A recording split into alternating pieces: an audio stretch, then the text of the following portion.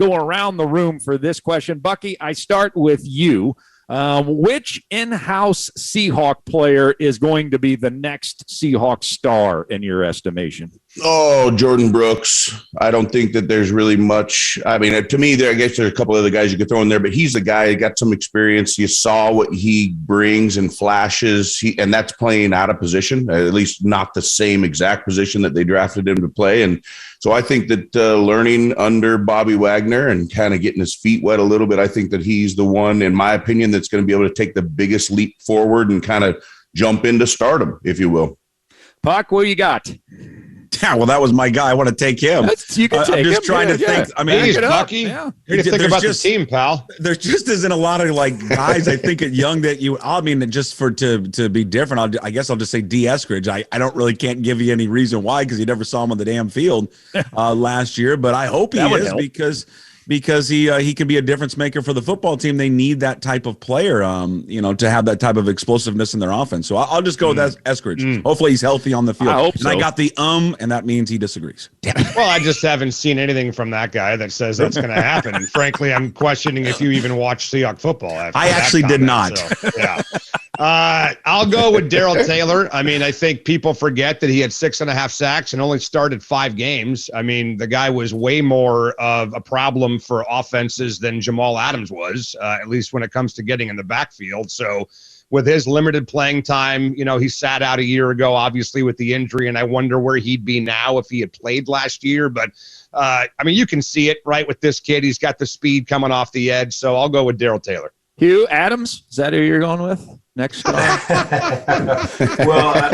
is Metcalf? Are we assuming he's already been a star? I think I'm going to go ahead and put him in star category already. He's been. But if you want to bring up DK every segment, feel free. I can find a way. I can segue that. Well, we talked a lot last summer. I mean, I was with you many mornings and back in August training camp, and we talked about Brooks and just how explosive he was, how athletic he was, and the idea that, okay, we know that he has elite playmaking, his frame is perfect, his physicality, what have you, his aggression, his speed.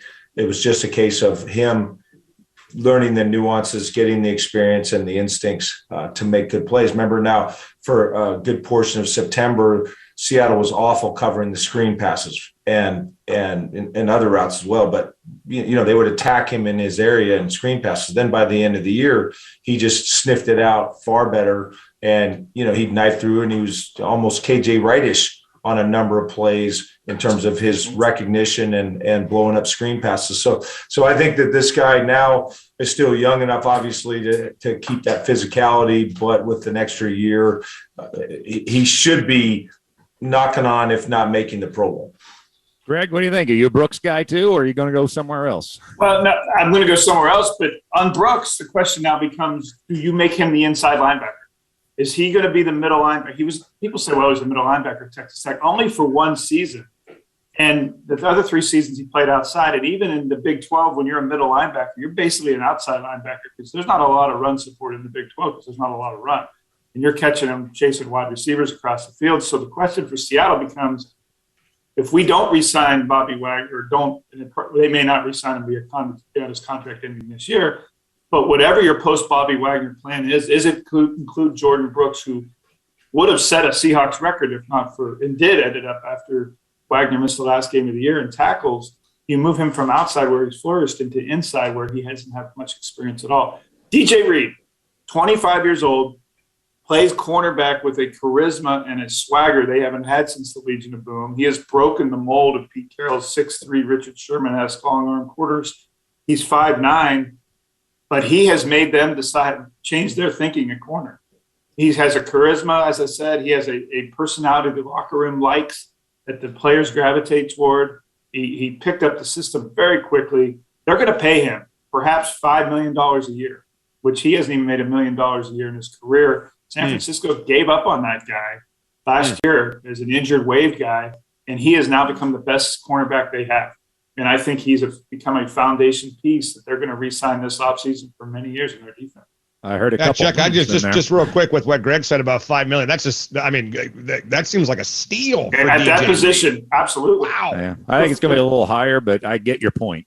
Well, the top 43 cornerbacks in the NFL get paid $4.6 million or more, which is still 5 times more than DJ Reed made last year. That's how much of a life-altering raise DJ Reed's about to get.